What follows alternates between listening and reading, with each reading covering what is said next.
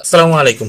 আচ্ছা, ধরেন আগামীকালকে ঢাকা বিশ্ববিদ্যালয়ের ডাকসু বিপি শিবির সভাপতি সাদিক কায়ুম তিনি যদি কোনো একটা বাথরুমে পানির ব্যবস্থা করে দেয় এবং টিস্যুর ব্যবস্থা করে দেয়, আপনি দেখবেন যে বামপন্থীরা পানি ব্যবহার না করার এবং টিস্যু ব্যবহার না করার হাজারটা উপকারী কারণ বের করবে। শিবির বর্তমানে যা করতেছে প্রত্যেকটা কাজের বিরোধিতা করতেছে, তারা ভালো কলও বিরোধিতা করতেছে, তারা খারাপ কলও বিরোধিতা করতেছে। এক কথায় শিবিরকে বিতর্কিত করার জন্য তারা সর্বোচ্চ চেষ্টা করতেছে। শুধু বামপন্থীরা না, তাদের সাথে বর্তমানে জান্নাতি দল, যে দলকে ভোট দিলে নাকি জান্নাতে যাবে, এরকম প্রত্যেকটা বক্তব্যতে তারা প্রচার করে। নব্য স্বৈরাচার বিএনপি তারাও তাদের সাথে সুর মিলিয়ে শিবিরকে বিতর্কিত করার চেষ্টা করতেছে। ঢাকা বিশ্ববিদ্যালয় শিবির মাদক বিরোধী অভিযান চালাইতেছে।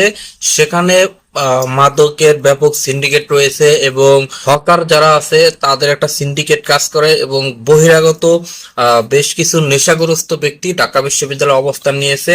সেইটার বিরুদ্ধে শিবির কাজ করতেছে এবং সেইটার পক্ষে ঢাকা বিশ্ববিদ্যালয়ের সকল শিক্ষার্থীরা শিবিরকে বাহবা দিতেছে। কিন্তু অপরদিকে আমরা দেখি যে বামপন্থী সহ কিছু আমাদের যে নব্য স্বৈরাচার বিএনপি তারা এটার বিরোধিতা করতেছে। এখন আসলে কোন কাজের বিরোধিতা করা লাগবে, কোনটা প্রশংসা করা লাগবে এবং কোনটার বিরোধিতা করা লাগবে, এতটুকু পর্যন্ত বোঝার মতো তাদের ন্যূনতম জ্ঞান নাই।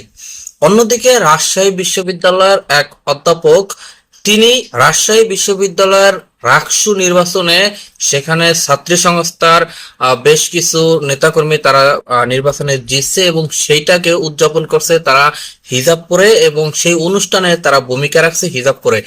সেই হিজাব পরার কারণে রাজশাহী বিশ্ববিদ্যালয়ের একজন অধ্যাপক তিনি এটার বিরোধিতা করার জন্য তিনি ফেসবুকে একটা পোস্ট দিছে যে রাজশাহী বিশ্ববিদ্যালয়ের হিজাব পরা যদি তাদের স্বাধীনতা হয়ে থাকে, তাহলে তিনি আগামীকালকে একটা 2 কোয়ার্টার প্যান্ট পরে এবং হাতে মদের বোতল নিয়ে ক্লাসে ঢুকবে। একদম শিক্ষকের কথা, ঠিক আছে, একদম শিক্ষকের কথা।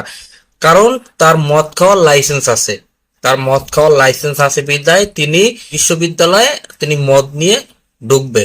এবং পাশাপাশি তিনি এইটা বলছে যে পারলে শিবির এবং সাংবাদিকরাও আসতে, তারা পারলে তাকে কিছু করতে, কারণ তার মদ খাওয়ার লাইসেন্স আছে। এখন সেই শিক্ষক, সেই অধ্যাপকের কাছে আমার একটা প্রশ্ন, আচ্ছা আপনি যে বিয়ে করছেন, আপনার বউ তো আপনার লাইসেন্স করা, তাই না? তাহলে আপনার বউ কেন আপনার রাস্তার মাঝে আহ বুঝে নেন, ঠিক আছে, বললাম না, সেগুলা কেন করেন না? আপনারা আসেন একটু ঢাকা গুলিস্তানের মোড়ে একটু কিছু একটা করেন, আমরা একটু দেখি, একটু উপভোগ করি। কারণ আপনি তো লাইসেন্স প্রাপ্ত, তাই না? আপনি একটা সামাজিক কাজকে এভাবে হেল্প করতেছেন এবং অসামাজিক কাজকে আপনি প্রমোট করতেছেন একজন শিক্ষক হয়ে। তাহলে আপনার দ্বারা জাতি কি শিখবে? আপনার দ্বারা স্টুডেন্টরা কি শিখবে? আপনি কি শিখাইবেন? এদের মতো কয়েকখানা ব্যক্তির দ্বারা আজকে বাংলাদেশের মুসলমানরা তারা তাদেরকে খুবই বিতর্কিত করার জন্য তারা কাজ করে, এই ধরনের সামান্য কিছু নাস্তিক টাইপের ব্যক্তিরা। তো এদেরকে যদি এখনো প্রতিহত করা না যায়, তাহলে এরা আসলে এমন একটা পর্যায়ে গিয়ে দাঁড়িয়েবে, সেটা আমাদের দেশের জন্য খুবই ভয়াবহ আকার ধারণ করবে। গত 16 বছর শেখ হাসিনা স্বৈরাচারের তত্ত্বাবধানে এবং তার ছত্রছায়া থেকে এরা এত পরিমাণ আহ বাড়াবাড়ি করছে, যে স্বভাবটা তাদের এখনো রয়ে গেছে। তো এদেরকে অবশ্যই দমাতে হবে, এদের বিরুদ্ধে অবশ্যই আমাদের ব্যবস্থা নিতে হবে। দর্শক, অবশ্যই আপনাদের মূল্যবান মতামত কমেন্ট বক্সে জানিয়ে দেবেন। আজকের মতো ভিডিও এখানে শেষ করছি, দেখা হবে পরবর্তী অন্য কোনো ভিডিওতে। সে পর্যন্ত ভালো থাকবেন, সুস্থ থাকবেন, আল্লাহ হাফেজ।